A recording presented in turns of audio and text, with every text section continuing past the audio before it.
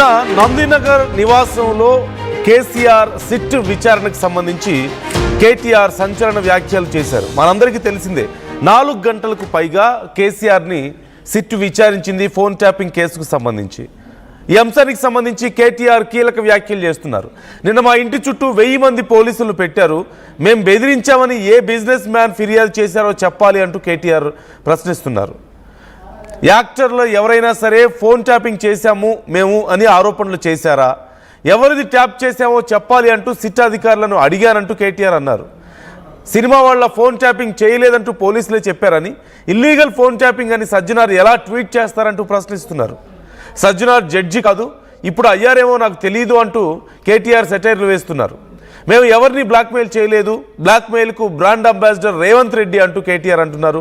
Blackmail చేసే Revanth Reddy CM పదవి తెచ్చుకున్నారు, కవితపై పార్టీ క్రమశిక్షణ చర్యలు తీసుకుంది అంటూ కేటీఆర్ అన్నారు. చాలామంది చాలా రకాలుగా మాట్లాడుతున్నారని, ప్రతి ఒక్కరికి కౌంటర్ ఇవ్వాల్సిన అవసరం లేదంటూ కేటీఆర్ మాట్లాడారు. మొత్తం మీద నిన్న కేసీఆర్ మాట్లాడతారని అందరూ ఎక్స్పెక్ట్ చేశారు, కానీ లేట్ నైట్ అవ్వడంతో కేసీఆర్ మాట్లాడలేదు. ఆ తర్వాత జస్ట్ వచ్చారు, బయటకు వచ్చి అందరికీ ఒకసారి అభివాదం చేసి మళ్ళీ లోపలికి వెళ్ళిపోయారు. ఈరోజు కేటీఆర్ ఈ అంశానికి సంబంధించి మాట్లాడే ప్రయత్నం చేశారు. సజ్జనార్ మీద, రేవంత్ రెడ్డి మీద విమర్శలు చేశారు.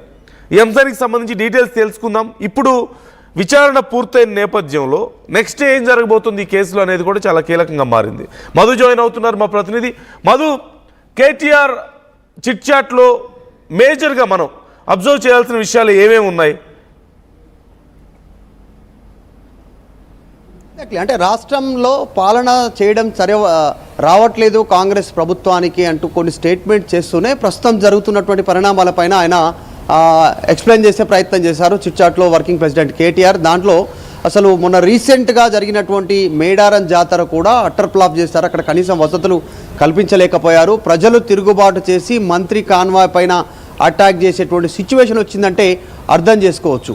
సేమ్ ఇప్పుడు అధికారులతో కావాలని మాట్లాడిస్తూ ఫోన్ ట్యాపింగ్కి సంబంధించిన విషయంలో ఏమీ సంబంధం లేనటువంటి ఇష్యూలో, ఎలాంటి ఆధారం లేనటువంటి ఈ కేసుని కావాలని ప్రొలాంగ్ చేస్తూ ఉన్నారు. ఒక సీరియల్ లాగా ఇది అర్థమవుతుంది. పరిపాలన పైన కనీసం అవగాహన లేదు, వాళ్ళకు పరిపాలన చేయడం చేత కావట్లేదు. అప్పులు మించి భారానికి మించి, రాష్ట్రానికి భారానికి మించి అప్పులు చేస్తూ ఉన్నటువంటి సిచ్యువేషన్ ఉంది.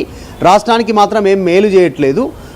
ఆయన పైన ఉన్నటువంటి వ్యక్తిగత కేసుల నుంచి మినహాయింపు కోరడానికి అటు ఢిల్లీలో ఉన్నటువంటి బీజేపీ పెద్దల కాలు మొక్తా ఉన్నారు ముఖ్యమంత్రి రేవంత్ రెడ్డి. తర్వాత పదవిని కాపాడుకోవడానికి ఢిల్లీ కాంగ్రెస్ పార్టీ నాయకులకు మూటలు మోస్తూ ఉన్నారు అన్నటువంటి స్టేట్మెంట్ చేస్తూనే సజ్జనార్ పైన కూడా ఘాటైనటువంటి వ్యాఖ్యలు చేశారు.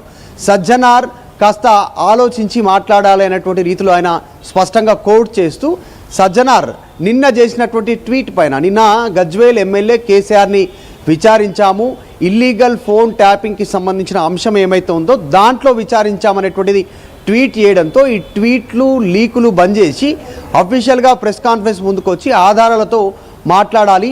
అయినా సజ్జనార్ పోలీస్ ఆఫీసరా, జడ్జా? ఆయన జడ్జి ఎప్పుడయ్యారో నాకు తెలియట్లేదు, మీకేమైనా అవగాహన ఉందా అంటూ ఆయన కౌంటర్ చేసే ప్రయత్నం చేశారు. సజ్జనార్ పైన ఘాటుగానే రెస్పాండ్ అయ్యారు.